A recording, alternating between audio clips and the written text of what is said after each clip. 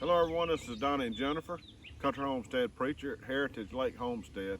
Want to come and give an early garden update. It's now May the 29th. We had about a 1/4 inch rain yesterday and it's really done good wonders for the garden. I want to start with our butterfly garden here, and it is really responded nicely to all the rain and all the work we've put in. You can see that we've got our zinnias, we got our lemon basil, we even got some sunflowers planted in here, and they are really looking good. We had to install this little small fence to keep our dog out. Hopefully he won't be digging in the flower bed.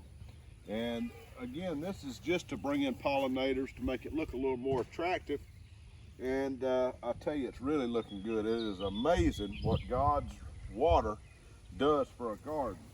Now I want to show you this piece of wood that we found in our woods as I was bush hogging. And this is an old piece of cedar, and we thought this would make a beautiful maybe a seat in the garden. So we're probably going to clean it up and make it a seat, but I thought that was just a beautiful touch for the garden. And let's come on in and we'll take a look in the inside the garden.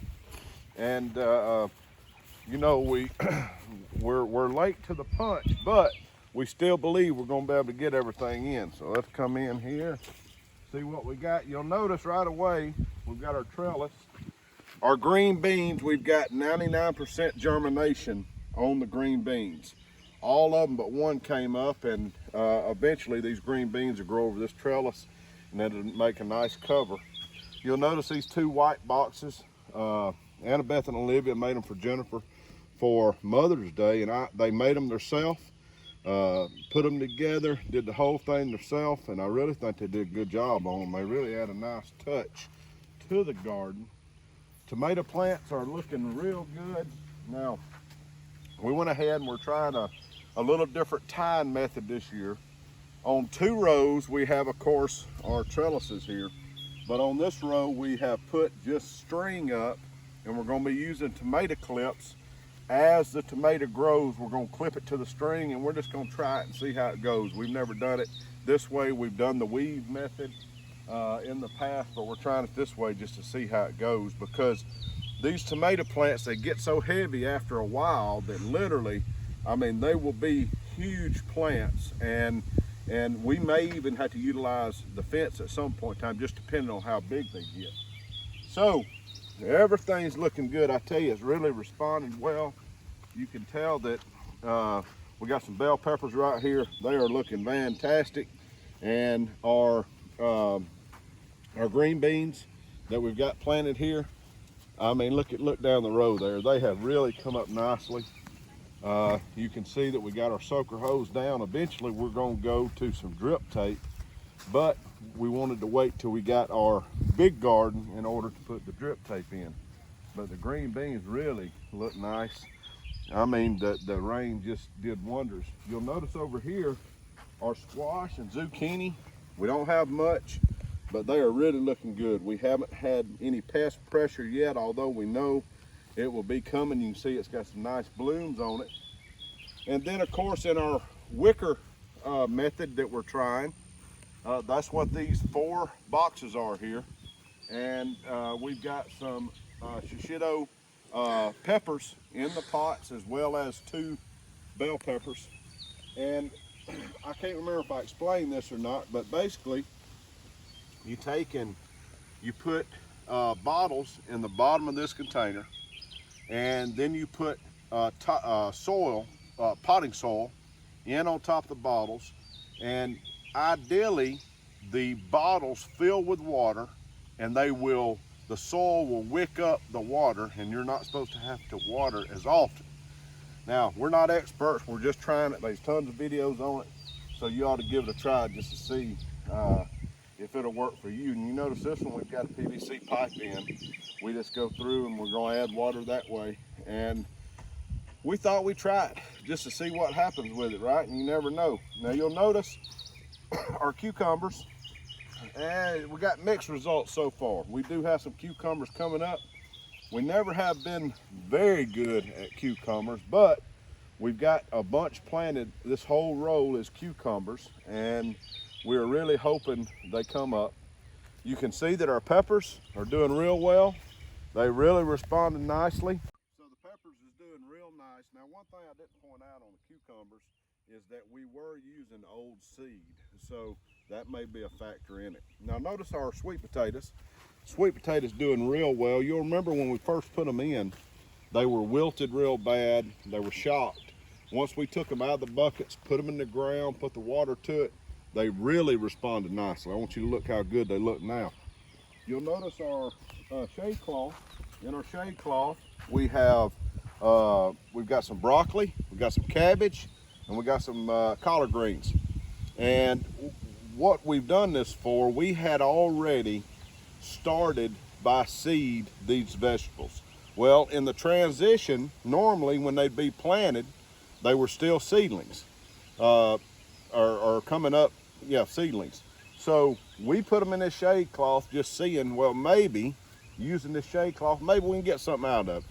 It'd be worth our time if we get anything at all. Now I'll tell you, this shade cloth, this is 50% shade cloth, it does substantially knock the temperature down. Now, in Alabama here, that may only knock it down to 80 degrees, maybe 80 degrees. And there's an old frog in that bucket. Sure is. But guys, I want to show you the blueberries over here. And I think I told you when we first moved in, the place has 3 blueberry bushes on it. And they are doing pretty well. Now, within this blueberry bush is also a blackberry bush. And the reason that we didn't come through and clean it out to start with is because there was already fruit established from the blueberries on the bush, and we didn't want to mess that up. So we thought, well, next year we'll clean all this blackberry out to give the blueberries room. But you'll notice here, pretty nice fruit on some of them. Pretty nice fruit on some of them. And then even the blackberries, we do have some good blackberries. Here's one right here. Let's try this one. Now, that's good. Now on our property, on the back side, we have probably got 5 acres of blackberry bushes, and I'm not lying. And they are probably about 8 foot tall. That's just from them, it not being taken care of back there and cut and so forth. But we are excited, guys. We are finding new trees. I found we've got a pecan tree. I don't know if you can see it in the distance that we didn't know we had. I was really worried about not having a pecan tree because having 30 acres, I really wanted one. Well, it took it to start blooming before we discovered what it was. So it's very exciting times here on the homestead, and we are working hard. Now let me say this, for those of you, and I know that homesteading is popular, gardening is popular, especially with all that's going on in the country, you need to fix your mindset before you go in of a couple of things. Number one, it's going to take very hard work. Don't think that you can watch a lot of YouTube channels and have the same results that a lot of other people have by just sitting and watching YouTube. You're going to have to get off the couch or the chair. You're going to have to go to work, and it's going to take hard work. Jennifer and I, on a weekend, like on Saturdays and Sundays, we probably spend daylight hours in the garden or on the homestead doing something all day long, from almost daylight to dark. And that's just what it takes. Now, we are building a homestead from nothing, so it's a little more difficult. Now, if you had a place that's already established, it wouldn't be quite as bad, but it's still going to take hard work. Also, expect things to cost more. It would not be a bad idea, and I'm no expert on this, to raise your expectation by 5%. So say you're going to get wood for a building and you budget $1,000. I'd go ahead and raise that thing on up a little bit. Budget a little more. Time. Everything that you think is going to take time, double your time. Now, this is just a recommendation. Now, I'm not expert in all things like gardening, building, all this, so some things it may take me longer. But you want to add time, add money, but you can accomplish it.